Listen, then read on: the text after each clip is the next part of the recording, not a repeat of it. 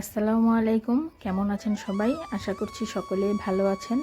আপনাদের দোয়া এবং আল্লাহর রহমতে আমিও ভালো আছি, আলহামদুলিল্লাহ।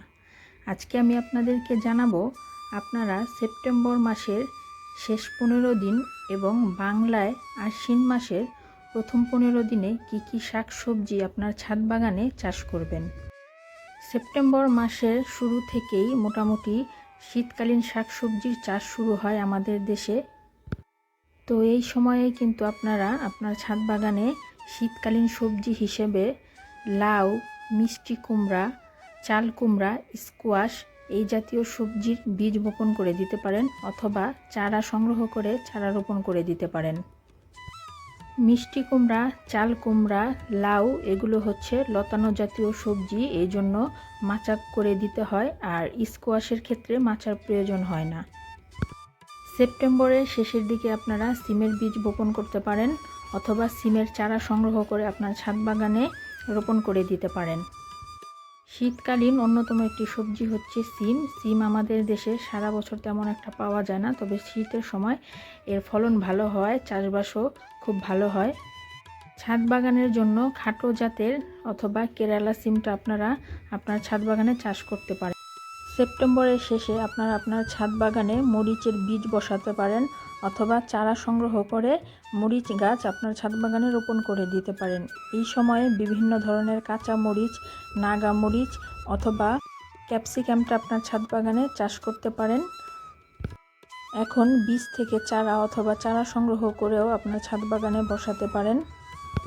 এখন চারা বসিয়ে দিলে শীতের সময় খুব সুন্দর মরিচ তুলতে পারবেন আপনার ছাদ বাগান থেকে। শীতের মৌসুমে মরিচের চাষটা ভালো হয়, আর এই সময় ক্যাপসিকামের চারা যদি বসাতে পারেন তাহলে তো খুবই ভালো। সেপ্টেম্বরের শেষ অথবা বাংলায় আশ্বিন মাসের শুরুর দিকে কিন্তু আপনারা শসা অথবা ক্ষীরার চাষটা করতে পারেন। শসা আমাদের দেশে 12 মাস পাওয়া গেলেও ক্ষীরাটা কিন্তু শুধু শীতের সময়ে পাওয়া যায়। ছাদ বাগানে শসা অথবা ক্ষীরা চাষ করতে হলে মাটিটা আগে ভালোভাবে প্রস্তুত করে নিয়ে বস্তা অথবা বড় কোনো টবে বসাতে হবে, আর এর জন্য মাচা তৈরি করে দিতে হয়, কারণ শসা ক্ষীরা হচ্ছে লতানো গাছ। মাচা করে দিলে শসার ফলন খুব ভালো হয়। শীতকালীন অন্যতম সবজি হচ্ছে টমেটো।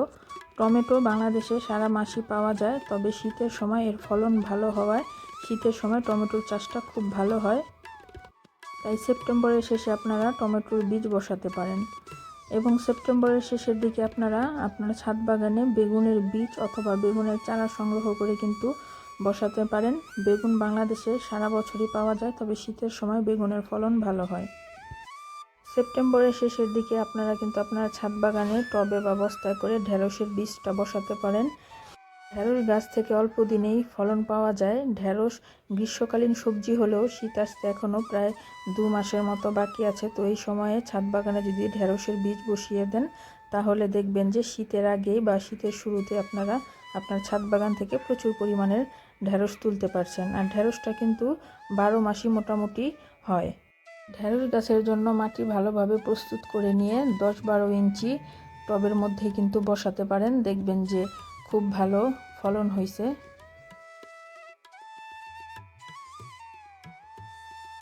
শীতকালীন অন্যতম একটি সবজি হচ্ছে বরবটি।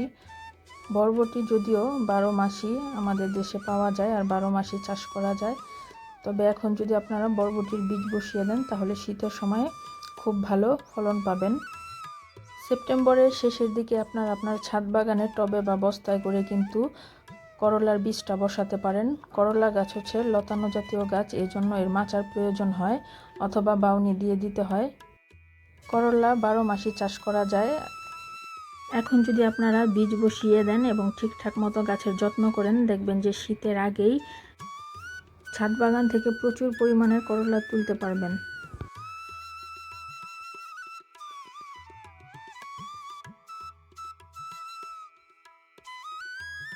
এই সময়ে কিন্তু আপনারা আপনার ছাদ বাগানে চাইলে লতি কচুটা চাষ করতে পারেন। এখনই লতি কচু চাষ করার উপযুক্ত সময়। এই সময় আপনারা বাজার থেকে লতি কচুর জন্য লতি কিনে এনে কিন্তু ছাদ বাগানের টবে করে রোপণ করে দিতে পারেন। আর হ্যাঁ, লতি কচু চাষ করতে চাইলে অবশ্যই লতি রোপণ করতে হবে। সেপ্টেম্বরের শেষের দিকে আপনারা পেঁপের বীজ বসাতে পারেন অথবা চারা সংগ্রহ করে আপনার ছাদ বাগানে রোপণ করে দিতে পারেন। দেখবেন যে খুব সুন্দর ফলন হয় ছাদ বাগানে টবের মধ্যে একটু যত্ন নিলেই। আর এই সেপ্টেম্বরের শেষের দিক থেকেই কিন্তু আপনারা বিভিন্ন ধরনের শাকের বীজগুলিও বসাতে পারেন। পালং শাক, লাল শাক, তারপরে ডাঁটা শাক, সরিষা শাক, মূলা শাক, এইসব বীজগুলিও আপনারা বসাতে পারেন। যদি দেখেন যে বৃষ্টি হচ্ছে তো সেই ক্ষেত্রে বীজ রোপণ করার পরে একটু ছাউনির ব্যবস্থা করে দেবেন, যাতে অতিরিক্ত বৃষ্টিতে বীজগুলো নষ্ট হয়ে না যায়। এই সময় আপনারা লেটুস পাতার বীজটাও বসাতে পারেন।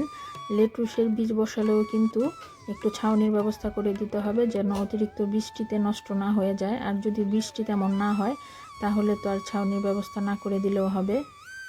ছাদ বাগানে এই সময়ে খাটো জাতের ধুন্দুলটা চাষ করতে পারেন, শীতের আগেই ফলন পাবেন। সেই সাথে সাথে কিন্তু আপনারা মূলা, শালগম, ওলকপি, পাতাকপি, বাঁধাকপি এইসব সবজিগুলোও এই সেপ্টেম্বরের শেষের দিক থেকে রোপণ করা শুরু করে দিতে পারেন। শীতের আগে যদি আপনার ছাদ বাগান থেকে শীতকালীন শাকসবজি খেতে চান তাহলে কিন্তু এই সময় থেকেই শীতকালীন শাকসবজির চাষ করা শুরু করে দিতে হবে, কারণ এই সময় থেকেই শীতকালীন শাকসবজির চাষ শুরু হয়। সেপ্টেম্বরের মাস শেষের দিকে প্রায় এখন আপনারা বিভিন্ন ধরনের শীতকালীন শাকসবজির বীজ অথবা চারা সংগ্রহ করে আপনার ছাদ বাগানে রোপণ করে দিন। দেখেন একটু যত্ন করবেন, যে তাহলেই দেখবেন যে মাশাআল্লাহ খুব ভালো ফলন হয়েছে শীতের আগেই। আর ছাদ বাগানে বস্তায় বা টবে চাষ করার জন্য কিন্তু প্রথমত মাটিটা ভালোভাবে প্রস্তুত করে নিতে হবে, যে কোনো শাকসবজির ক্ষেত্রেই। কারণ মাটিটা যদি ভালো মতো প্রস্তুত করে না নিতে পারেন তাহলে কিন্তু শাকসবজি খুব একটা ভালো ফলন আশা করতে পারেন না। কারণ ছাদ বাগানে হচ্ছে অল্প মাটিতে আমরা শাকসবজি চাষ করি, সেই জন্য মাটির গুণগত মান ভালো হতে হবে। মাটির যদি গুণগত মান ভালো হয় তাহলেই গাছগুলো ভালো হবে, আর সেই ভালো গাছ থেকে আমরা খুব ভালো ফলনও আশা করতে পারি। ছাদ যদি ছোট হয় সেই জন্য কিন্তু লতানো গাছের ক্ষেত্রে যে খাটো জাতের যে বীজগুলো হয় সেগুলো আপনারা সংগ্রহ করে আপনার ছাদ বাগানে রোপণ করে দিবেন। কারণ সব গাছে মাচা দিতে গেলে দেখা যায় প্রচুর পরিমাণে জায়গার প্রয়োজন হয়, আর ছাদে অল্প জায়গা হওয়াতে কিন্তু এত মাচা করে দেওয়া যায় না। এই জন্য খাটো জাতের যে সিম, বরবটি, লাউ মানে বিভিন্ন শাকসবজির বীজ পাওয়া যায় সেগুলোই ছাদ বাগানের জন্য উপযুক্ত। আর এখন যেহেতু সামনে শীতের মৌসুম, এই সময়ে কিন্তু বিভিন্ন ধরনের শাকের চাষ খুব ভালো হয়। আর ছাদ বাগানে ক্রেটে করে কিন্তু আপনারা বিভিন্ন ধরনের শাকটা চাষ করতে পারেন, তাহলে দেখবেন যে মাচার প্রয়োজন হয় না। আর শাকের ফলন কিন্তু খুব অল্প দিনেই খুব দ্রুত বড় হওয়ার কারণে খুব বেশি ফলন পাওয়া যায়। তো আমার আজকের ভিডিওটা এই পর্যন্তই ছিল। আমার সন্তান এবং পরিবারের জন্য দোয়া করবেন। আমিও দোয়া করি আল্লাহ তাআলা আপনাদের সবাইকে ভালো রাখুক, সুস্থ রাখুক। আল্লাহ হাফেজ।